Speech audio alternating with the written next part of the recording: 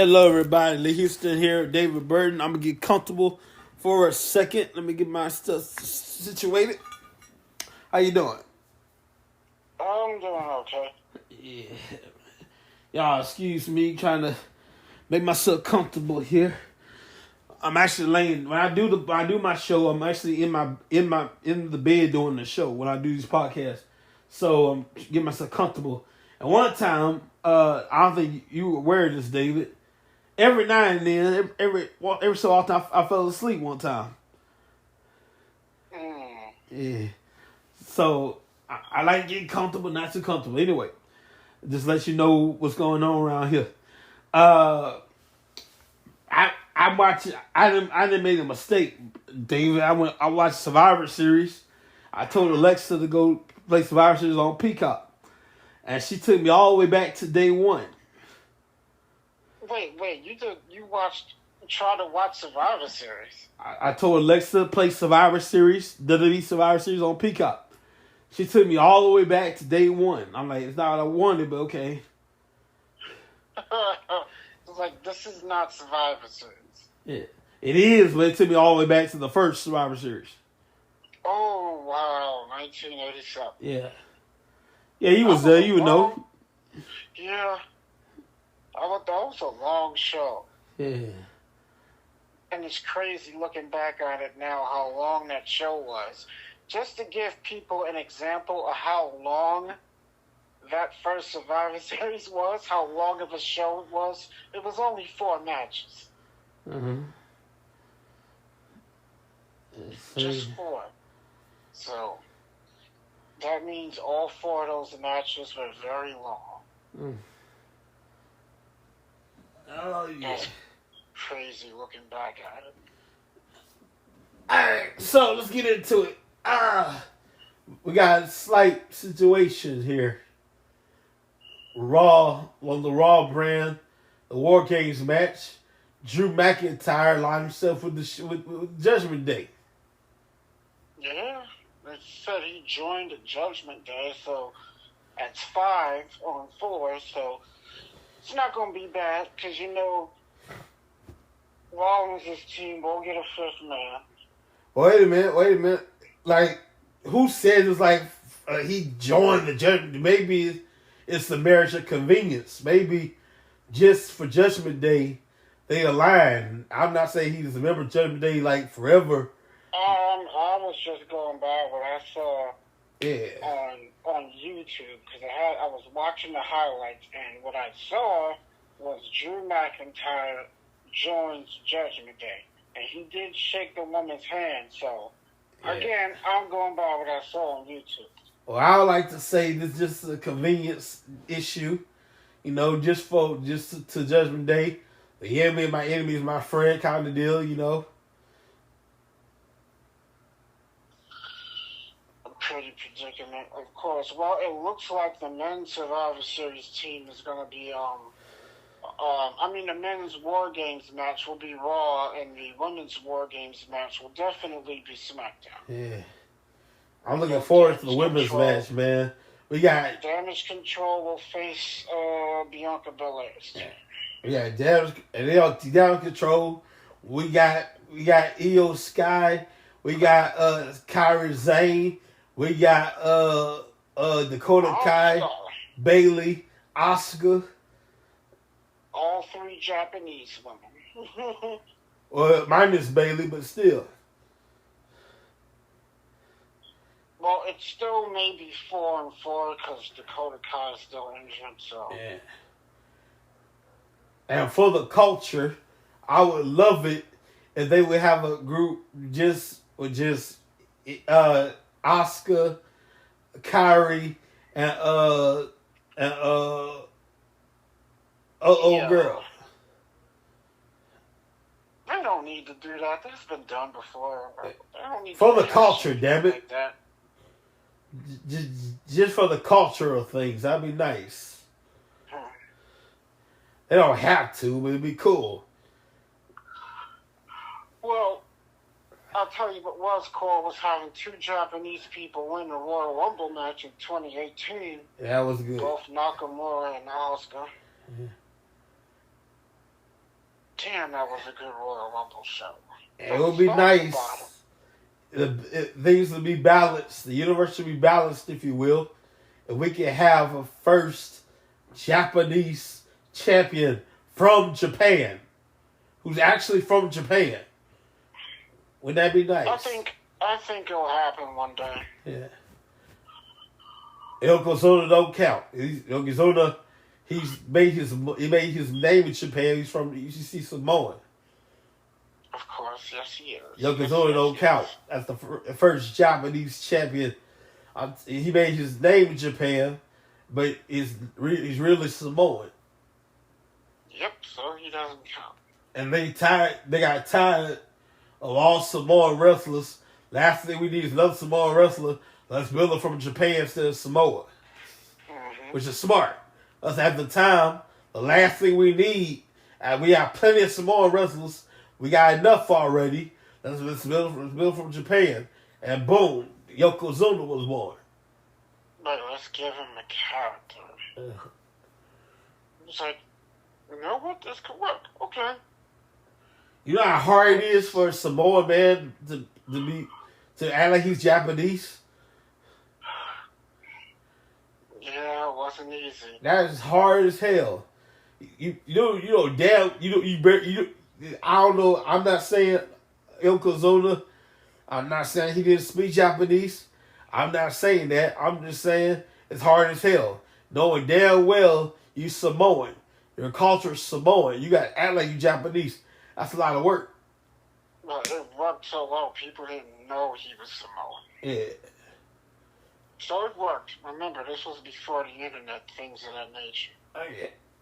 So people legit thought he was Japanese, so it worked. You can't do that now in today's day and age, but back then, yeah. Hmm. It was like, he's really Japanese. He's really from Japan. And if you thought that the Samoan wrestlers, if you thought that the Rock and them, Rock Roman Reigns and the internet, no. We got another whole factory cooking with Rikishi and them. Rikishi has a whole school, and half of them are Samoans. Oh, I do know Umaga's son, who goes by the name of Zilla Fatu, just recently started his career. Uh-huh. He was trained by WWE Hall of Famer Booker T. And guess who he related to? We all know that. I just said it. Yep. The Anoa'i family. He's a son, or probably a son, of Rikishi, I guess. No, that's Rikishi's nephew. Yeah, nephew, right. Umaga and Rikishi are brothers. Yeah. People understand how deep Samoan roots go in professional wrestling. My God, they go way, way, way, way down there. Mm-hmm. And when you think you cut off the root, nah, you're not done. You got a whole nother root down there. Yeah. Speaking of Japan, Japan right now, especially in New Japan, they're building towards their Wrestle Kingdom pay-per-view, which takes place on January the 4th every year. And they already got 7 matches announced. And here are the matches so far. And I believe this is going to be one night. Yeah. Wait. Yeah, it's going to be one night. So that's good. So you got Sonata defending the IWGP World Heavyweight Championship against Tatsuya Naito. AEW's Bryan Danielson will face Junior Okada, the guy who injured him. Oh, wow. Put Danielson out of action. Will Ospreay will defend the IWGP United States Championship against David Finlay and Jon Moxley in a triple threat match. Then you have Zack Sabre Jr. versus Hiroshi Tanahashi for the IWGP World Television Championship. Bullet Club members of the War Dogs, Clark Connors and Drilla Maloney will face Catch 22 for the IWGP Junior World Tag Team titles. Minoru Takahashi will face El Desperado for the IWGP Junior Heavyweight Championship, and Shingo Takahashi will face Tama Tonga for the Never Openweight Championship. And it's nice to see that Mercedes Moné, formerly known as Sasha Banks, is almost getting ready to return to the ring. Mm-hmm. Yeah, she's been out with an ankle injury since June. And her contract with New Japan expires in January, so it's going to be interesting to see if she stays with them or returns to WWE or go to AEW. Well, time will tell. Well, ladies and gentlemen, I want to share something with you right quick. Christmas with the Chosen is pretty cool. It's at theaters December 12th through the 17th or December 12th through the 15th. Check it out. We got 2 different movies in one. So you get 2 movies weaved together as one big old movie. The Shepherd and the Messenger. The Messengers and the Shepherd. It's pretty cool. December 12th to December 12th to the 15th. You get 2 movies into one. Christmas with the Chosen. Check it out. And what about tomorrow night on SmackDown? They got a long night. Of course, SmackDown will be live, and of course they're going to tape tribute to the troops after tomorrow night SmackDown. Of course, tribute to the troops will air on December 8th, which is a Friday, and there will be no SmackDown on December 8th. Well, actually, it'll be, like you said, tribute to the troops. Yes, there will be no SmackDown on December the 8th because tribute to the troops will air in place of SmackDown on December 8th. Now, the following week's SmackDown, the week after the 8th, that SmackDown will be recorded when that airs. Mm-hmm. Of course, wow. I'm surprised we're even still doing tribute to the troops. Excuse you? I said I'm surprised they're still doing it. Well, yeah, man. Why not? Well, I don't know if you remember this, but I think it was in 2019 and 2020 there was no tribute to the troops. Yeah, they did. They did for Performance Center. No, it never aired. Ah. They never did 2019 and 2020. Interesting. Yeah, there was no tribute to the troops in 2019. And then, of course, 2020, there was COVID, so they didn't do it for 2 years. Of course, tribute to the troops was the idea of JBL, which started back in December of 2003. And, of course, it will be the 20th anniversary. Now, back then, they went over there to them back then, like, in the middle of a war zone. And, of course, the trip was always optional. Yeah, they were in places that, they were actually in those types of places for the first couple of years they started doing it. And then they start going to camps, like Fort Bragg, Fort this, Fort that, different. Yeah, those were actually safer than actually being on actual, I don't want to say battlefields, but like within those areas. Yeah. And it's interesting because the first 3 years that they did it, which would be 2003, 2004, and 2005, they were all voluntary. Mm-hmm. No, the first 2 years, excuse me. 2003 and 2004 is tribute to the troops. They were all voluntary, which Rob Van Dam told that story, and he was the only one who said no. He was like, yeah, I'm not going. I'm not going. It's like, I thought that was cool. Vince gave him a choice. Yeah. He was like, okay, guys, we got tribute to the troops, which is voluntary. Yeah, Rob Van Dam was looking forward to his 10 days off. Yeah. He's like, I'm not going. Then it start. I remember, the commentators should go to Stanford and do commentary from Stanford. And they'll send the feed to the camps and whatnot when they were in the camps. Of course, yeah, that was recorded. And then later on, the commentators should be there live with everybody else. Mm-hmm. Of course, that was when they were going to the fort camps, which was much, much easier and safer. Tribute to the Troops is changed and it's being done so differently. Now they record the show before or after a Raw or a SmackDown, whatever the case may be.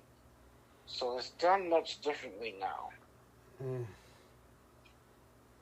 then you got AEW's Full Gear. This Saturday. Yes.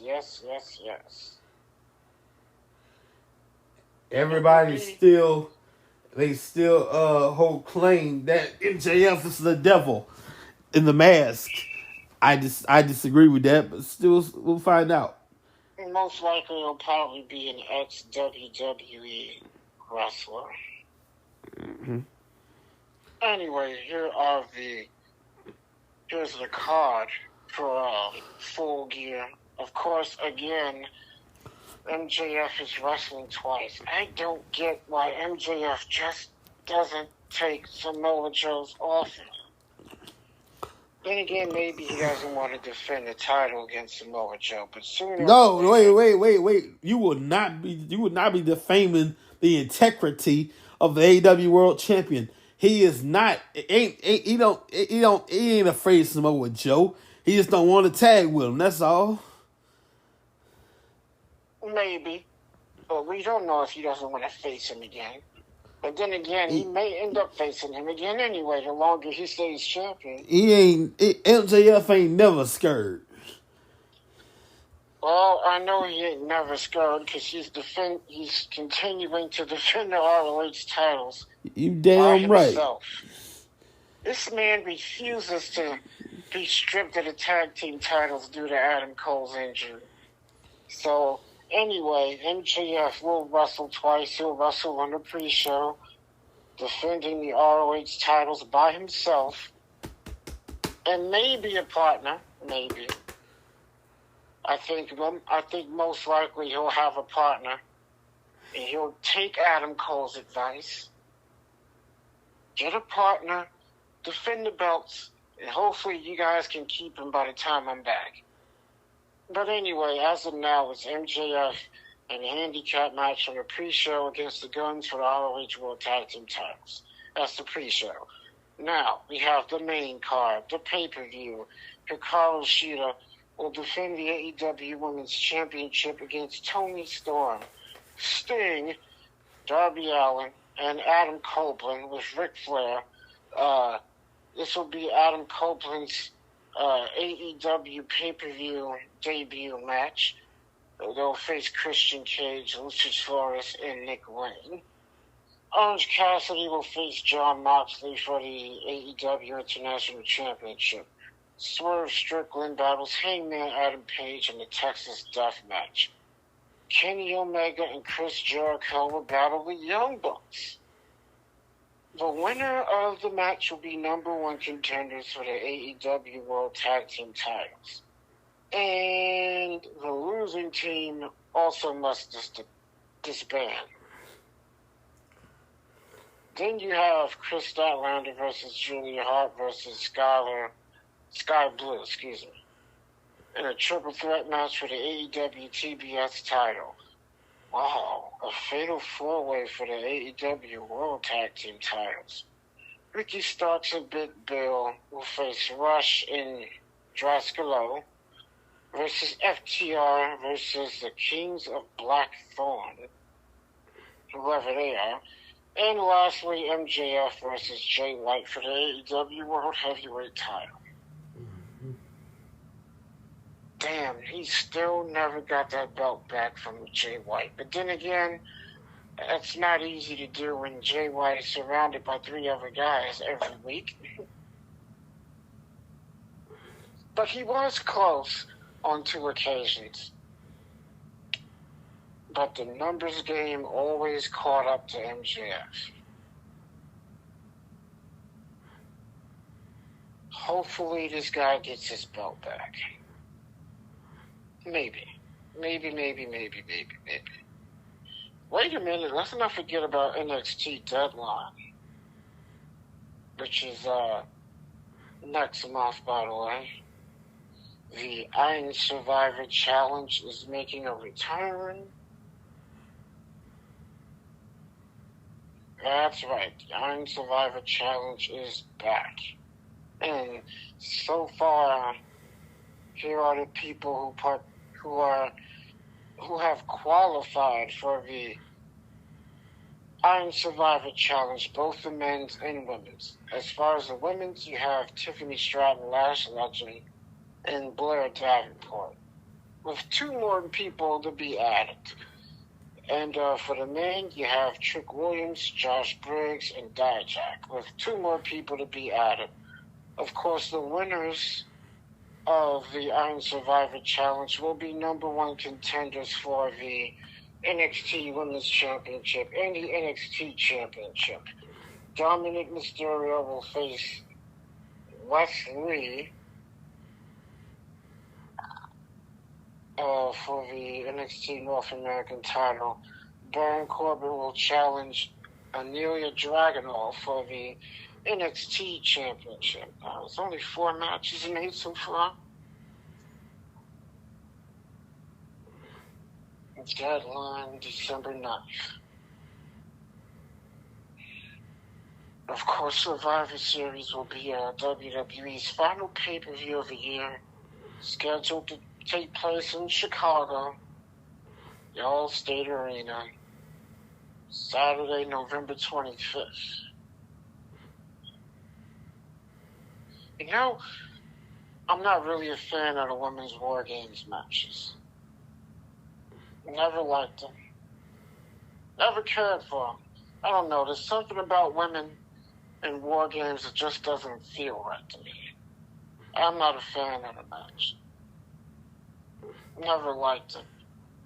Now, don't get me wrong, I'm all for equal rights and women doing some things men do, but there are some matches I feel personally that females should have no business in, and War Games is one of them. And again, I'm not trying to sound sexist, but that's just my opinion. I think women have no business in War Games, in a War Games match. I think there's just some matches that some females should not ever be involved in, and that's one of those matches.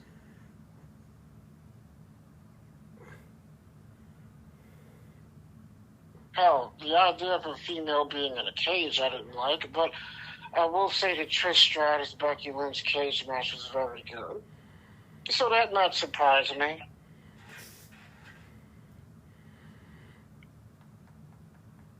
And and that means there's going to be no world title match at this year's Survivor Series. Because Roman Reigns is not wrestling. Seth Rollins is in the War Games match. No, I realized something. It's been the last time the WWE Championship was on the line at Survivor Series was way back in 2013, 10 years ago. 10 years. What are you trying to say? Nothing. I just think that's crazy. That's a long time. See, people have forgot. Roman is also, in addition to being your undisputed champion and your tribal chief, let's not forget the guy that just got over freaking leukemia. It takes a lot out you. Every now and then, the king pops his ugly head back then. Every now you got to go take time off and deal with it sometimes. That was way before Roman was champion, though. Yeah. It's not like it's gone away forever. It might pop his ugly. I'm talking about leukemia now. It might pop his ugly head again anytime. You never know. Yeah. And that caused Roman Reigns to vacate the Universal Championship the first time he won it back in 2018. And let's not forget, Roman Reigns is both the Universal and WWE Champion. That new championship Roman Reigns holds represents both titles, and the lineage of both titles will continue through that one championship. So when Roman Reigns loses, that person will be both the Universal and WWE Champion. I'm sorry. Did you use the word win? Yeah. Whoever beats Roman Reigns will be both the WWE and Universal Champion. Nah, I believe you're mistaken. I believe if is the correct word. It's the proper vernacular here. If it's the proper vernacular, I believe you meant to say. Yes. Yeah, if. Yeah, if no one interferes on Roman Reigns' behalf, which is part of the reason he had it so long, yeah, that's the if. Excuse me, y'all. I mean, honestly, think about this. Who was the last person Roman Reigns beat without interference on his own? I'll wait. It's been a while. Okay. Again, I'll wait. What's his name? It was many years ago. I can't remember his name. Oh, okay. Edge and Daniel Bryan on his own, by himself. That's wrong. Damn. Because Seth Rollins interfered in the match and cost Edge the title when Edge lost to Roman Reigns at Money in the Bank. Daniel Bryan, Edge interfered in the match and cost Daniel Bryan the title, which led to their triple threat match at WrestleMania 36, which Roman Reigns won. Yeah. And both Paul Heyman and Jey Uso interfered in that match. Damn. So, I ask you again, when was the last time Roman Reigns beat somebody on his own without any help? And again, I'll wait. Damn. Which goes back to what I said. The only reason Roman's champion this long is because of the bloodline. Mm-hmm. Roman Reigns can't win a match on his own. He can't. I mean, hell, the guy couldn't even beat Logan Paul by himself.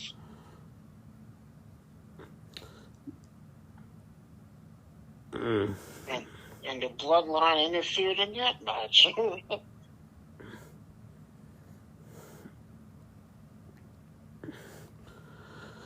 So, yeah, the if is if no one interferes, Roman would have lost that belt a long time ago. A long time ago.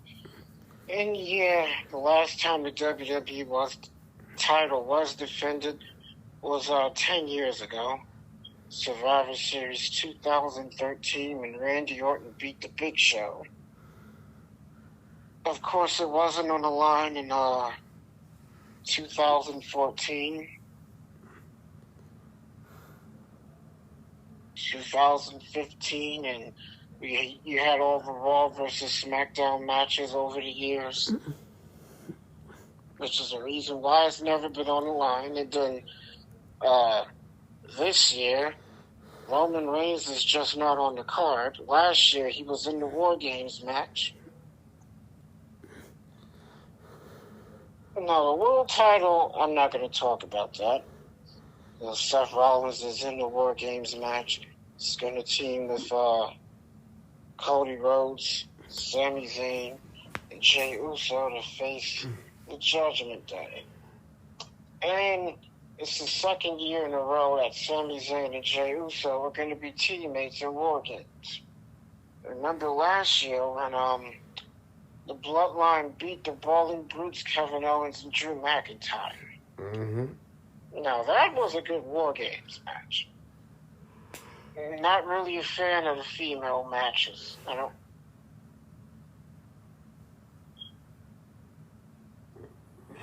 Anyway, I almost forgot. Gunther will defend the Intercontinental title against The Miz. Rhea Ripley will defend the Women's World title against Zoe Stark. Gunther, who is currently not only in his first reign as Intercontinental Champion, he is the longest Intercontinental Champion of all time. He surpassed the Honky Tonk Man's record.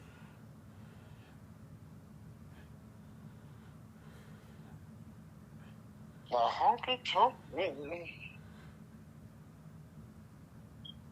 That's crazy.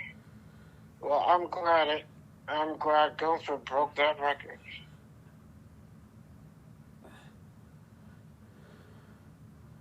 Gunther. I would love to see Gunther versus Brock Lesnar. That'd be nice. What happened? I would love to see Gunther versus Brock Lesnar. Oh.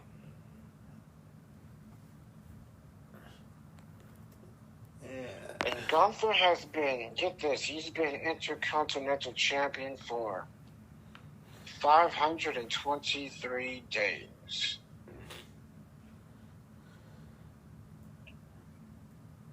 $523 days. That's a long time.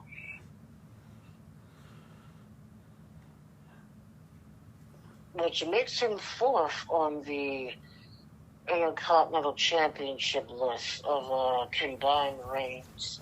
Uh-huh. It's all the way at number 4. And of course, Roman Reigns with that WWE Championship, he's very close. And of course, the Universal Championship, Roman Reigns is definitely number 1. You damn Skippy. 2-time Universal Champion. And the longest Universal Champion. Wow. The big dog Roman Reigns. Let's not forget Roman Reigns. Roman Reigns has also been Intercontinental Champion. Intercontinental Champion. The championship he held for 63 days. Yep, Roman Reigns, when he was Intercontinental Champion, he held the title for 63 days before losing it to The Miz at Raw 25. Well, Wrestling Tracks would like to let you know today's our episode is brought to you by Backup Deliveries and More LLC. They put the D in delivery. Y'all have a CDL license. You can drive trucks. You want more information?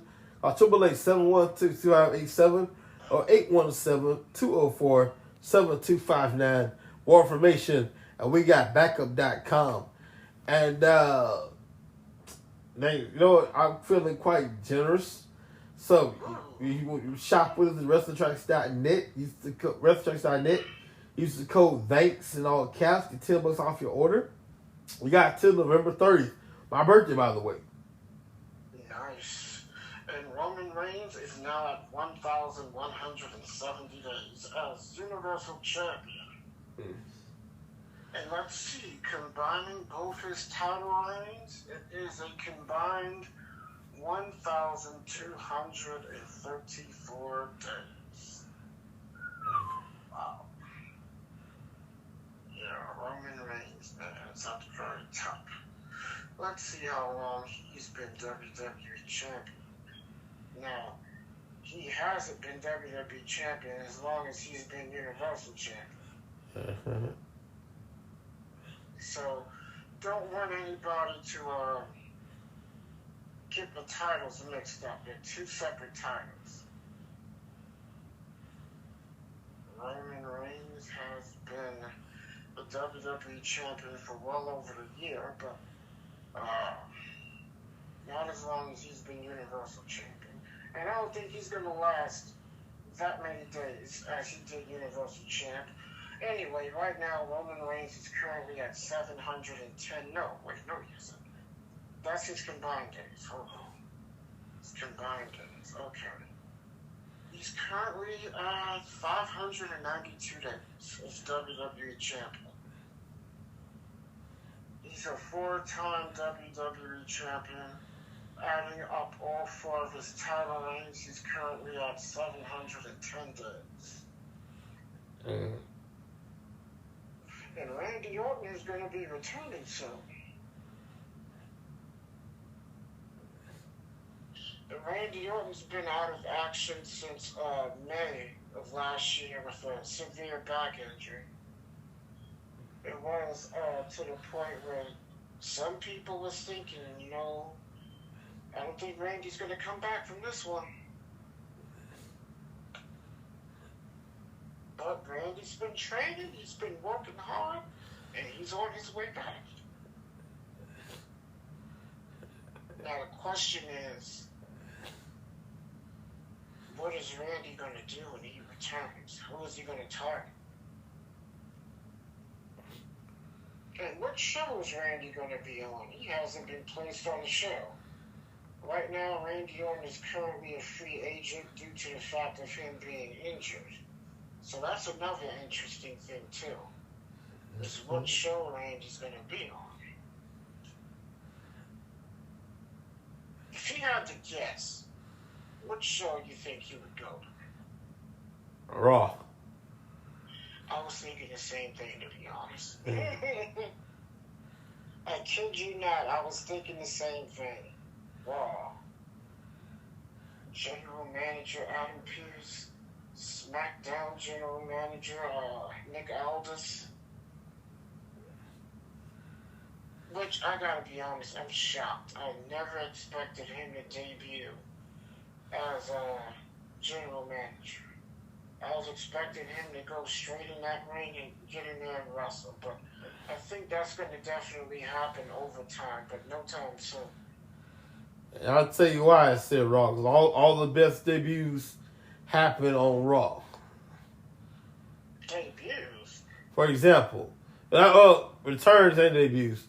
Well, for example, let's start with debuts then. Fuck it. Diamond Dallas Page on Raw. Sting, his first Raw on Raw. You know what I'm saying? That doesn't count. Well, his first appearance was nice. I like the storyline with Diamond Dallas Page and Taker. I really didn't care for it too much. Yeah. To be honest. I was a little surprised that out of all the people they gave it to him, I thought they would have done much better, but then again, maybe I shouldn't have I was expecting too much, because they sort of buried WCW. Yeah. We're 6 feet under.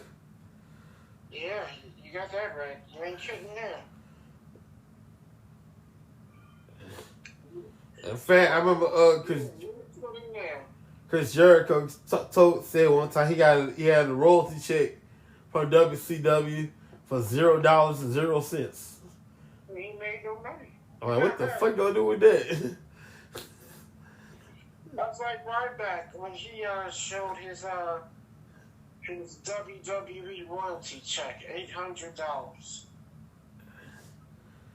Shit, $800. That's not shit. I would enjoy $800. Well, it is what it is, right? Shit, give me $800. I'll be very grateful. Thank you very much. People make hundreds to millions off royalties. Yeah. $800 check once a month in royalties Ryback makes from WWE. $800. Well, that's better than not having anything at all. But,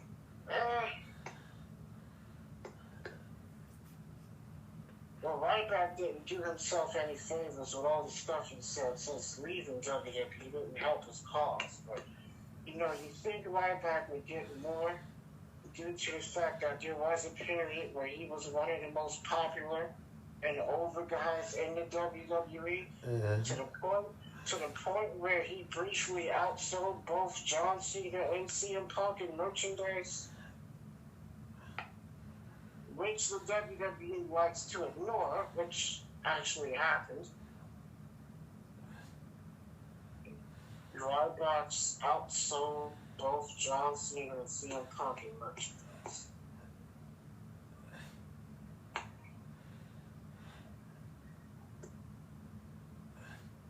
But what about Backlash?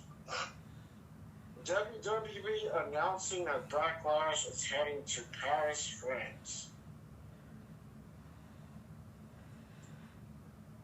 Interesting. In May of 2024. And I wouldn't. What is going on with them going to all these countries? The money, man, the money.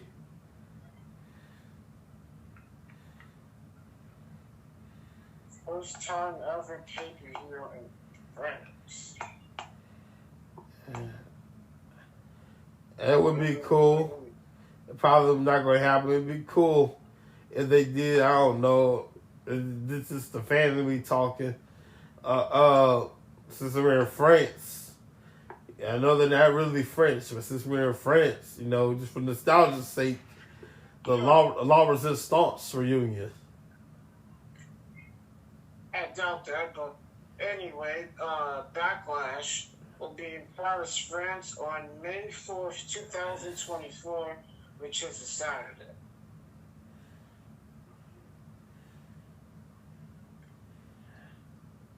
And as I stated earlier, Tribute to the Troops will end on, will not end, it will air on Fox on December 8th, so there will be no SmackDown. No SmackDown. That's crazy.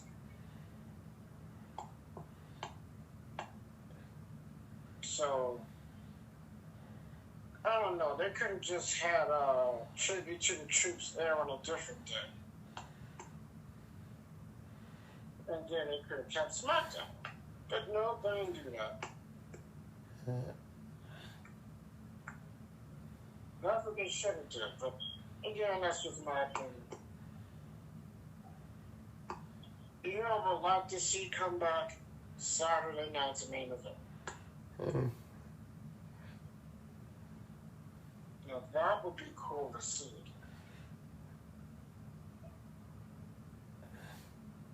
I would love nothing more than to see at least one or two more Saturday night main events.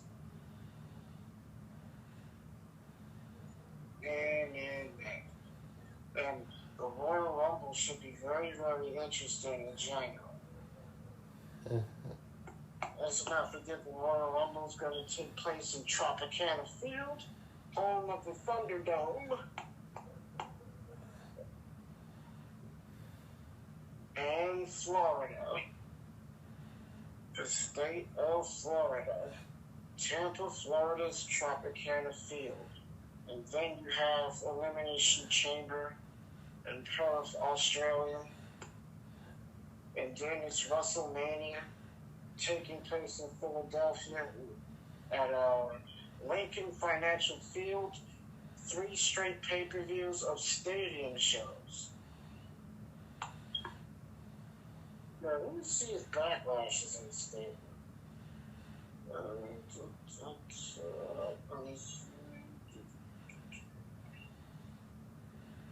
No, it didn't announce the venue.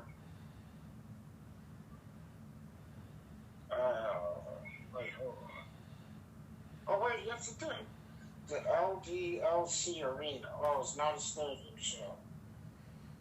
Yeah, back to the ring, huh? Yes, it's an arena. Yeah. The LDLC Arena in France. Again, it's Saturday, May 4th.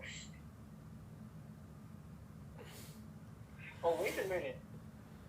They're going to have SmackDown and Backlash back to back. May 3rd, SmackDown, May 4th, Backlash.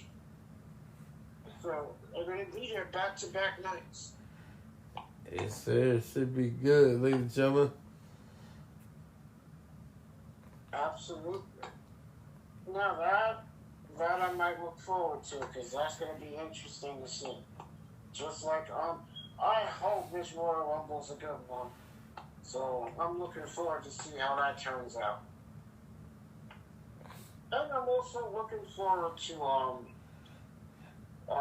that Survivor Series, Wrestle Kingdom in January. That's right, Wrestle Kingdom.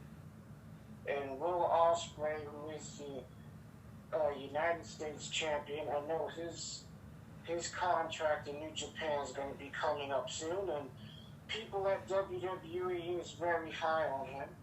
So they're pushing to get him to sign with the company. Mm-hmm.